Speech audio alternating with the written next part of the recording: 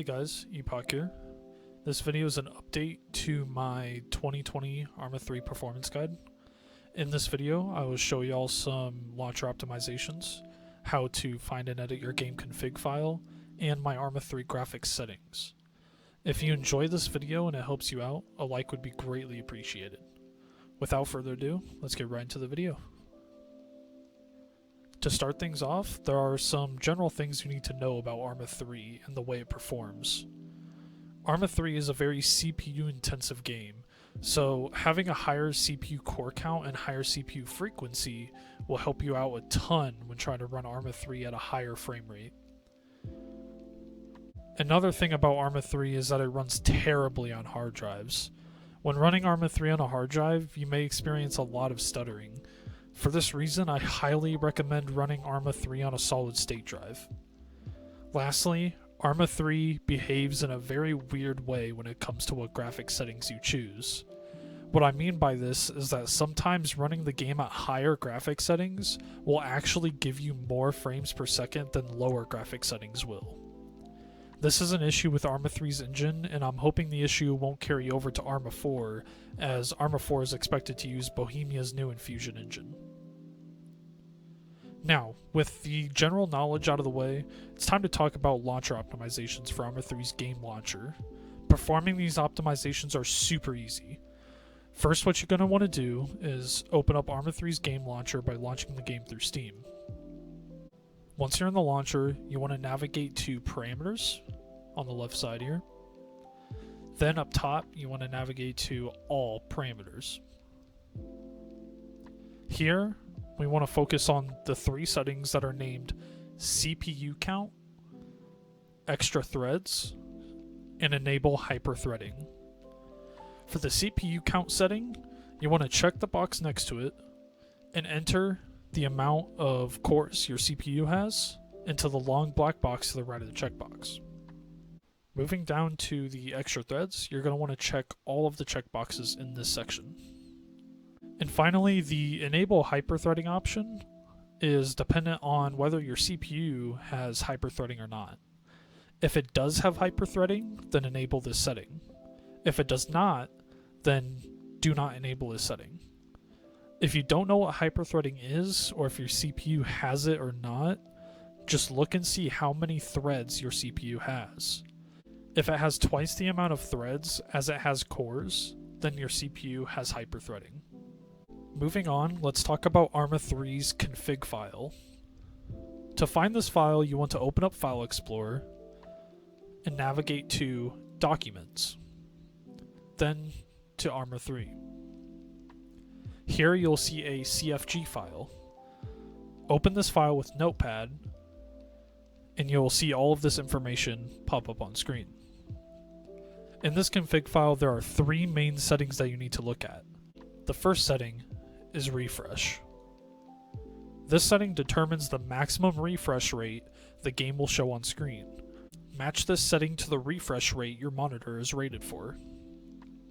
I have a 165 Hz monitor, but the HDMI port on my laptop is only rated for 120 Hz, so that's why I have this setting set to 120.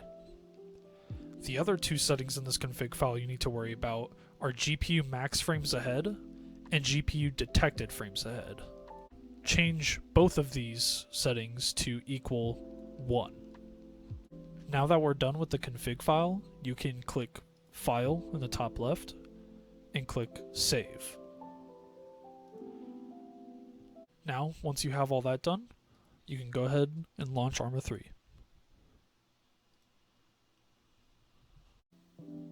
Now it's time for the actual in-game graphic settings. Once in-game, go to Options in the top right and click Video. Starting it off with the sampling option, you want to leave this at 100%. Lowering this setting basically lowers your resolution, making the game look awful. Raising this option above 100% will upscale your resolution and give you better fidelity, but significantly drop your frames per second. I only recommend raising this above 100%, maybe to 105 or 110, if you have a very high-end graphics card like an RTX 3080, but you have a 1080p monitor, so you're running the game at 1080p.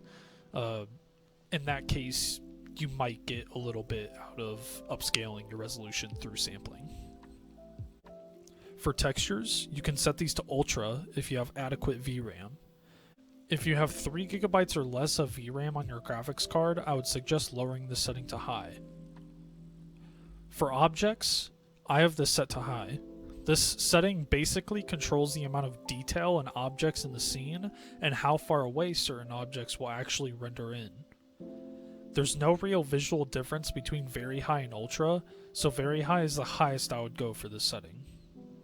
Now, terrain is a very important setting when it comes to being able to see proned out or crouched enemies at a distance. If you set this setting to anything below Very High, enemies will begin to visually sink into the ground the further away they get. For this reason, I suggest setting this to Very High. An unfortunate side effect to this setting is that it controls grass, so having it set higher to avoid sinking enemies will in turn lower your performance a little bit because of the increased amount of grass in the scene. Shadows, I recommend setting to low unless you really hate the look of super jagged shadows. The lower the setting, the more jagged the shadows in-game will be. There's no difference between Very High and Ultra, so the highest I would go is Very High if you don't mind the extra performance hit. Particles I haven't been able to really experiment with much, but from my understanding it controls the amount of particles that can be in a scene at any given moment. This setting doesn't seem to have too large of an impact on performance, but I just set mine to High just in case. Highest I would go is Very High, as with other similar settings, there seems to be no visual difference between Very High and Ultra. For clouds, you can set them to Ultra. There's no real performance loss that I've been able to tell, and having the best looking clouds possible is always nice, especially if you're really into the aviation side of Arma. Now, picture-in-picture is sort of a dependent setting. Whether you run this setting on Ultra or low is really dependent on your playstyle. If you play mainly infantry and don't care about mirror reflections too much, I recommend setting this to low, as it can negatively affect your performance in some instances. If you fly a lot and love using picture-in-picture displays in your cockpit, I recommend setting PIP to Ultra to get the best possible fidelity out of your cockpit displays and mirrors.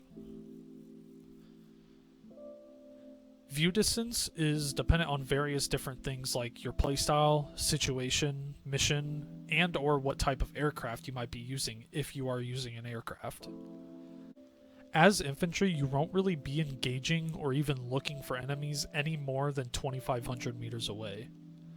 As a pilot though, you may want to see a bit further than this, especially when in a fixed-wing aircraft.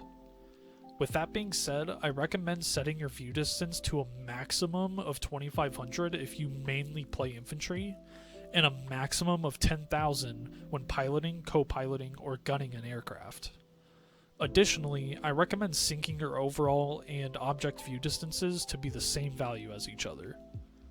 If you play with mods, I highly recommend using a view distance mod that overrides the vanilla game settings for view distance and terrain. A mod that I highly recommend is CH View Distance, or if you use ACE, you can use ACE View Distance Limiter, which is built into the ACE mod itself. You can find that in add-on options. As for shadow distance, I highly recommend setting this to the lowest possible setting, which is 50. Raising this setting will make shadows appear at further distances, but will in turn lower your frames per second by a good amount. For HDR, I just use standard. I don't really see a difference at all, but that may be because my monitor is not HDR compatible. Dynamic lights don't have a noticeable effect on performance, so I recommend setting them to Ultra for maximum eye candy. And for the final setting in the General tab, we have water reflections. Similar to picture-in-picture, reflections can take up a lot of resources as you're basically rendering things twice. First the objects themselves, then the copied reflections of those same objects. For this reason, I recommend setting this to standard for better performance. Now for the display tab.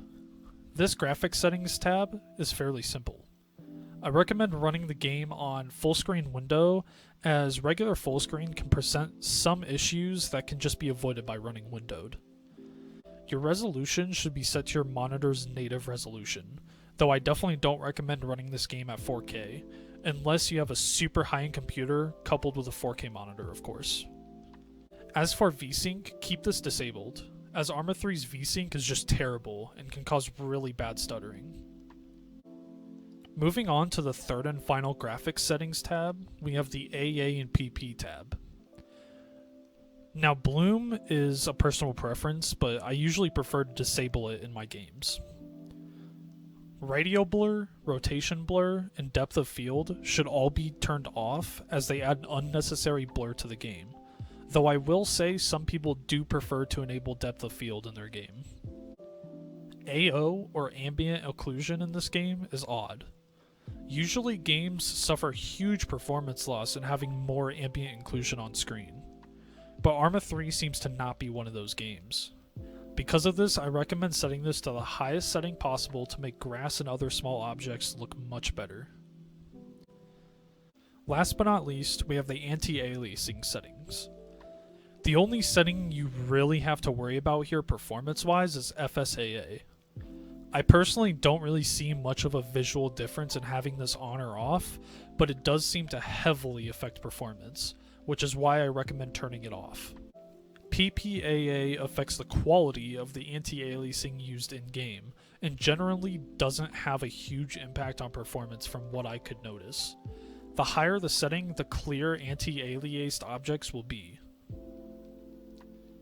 And finally, for anisotropic filtering, I can never pronounce that right, you can set this to Ultra. This setting almost never affects performance in any game and helps a lot with anti-aliasing. And that is it for this guide. I hope this video helped y'all out.